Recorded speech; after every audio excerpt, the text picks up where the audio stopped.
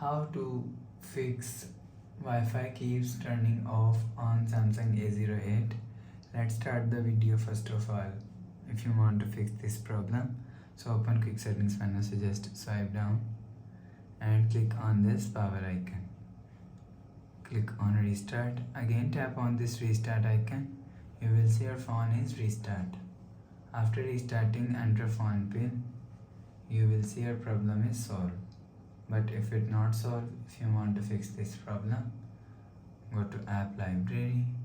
Here click on settings app. Now in setting, scroll down to and click on general management.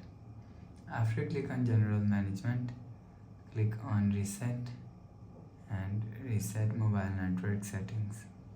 Reset setting, enter phone pin, click on continue and click on reset. You will see your problem is solved. But if it still not solved, so check your network. After check your network, you will see your problem is solved. But if it doesn't fix this problem, so last solution is software update. Click on settings app, scroll down to and click on software update. You will check your software update is latest. If it not latest, update your software latest. After update software latest, go back to home screen. Please subscribe for more new latest videos. Thanks for watching.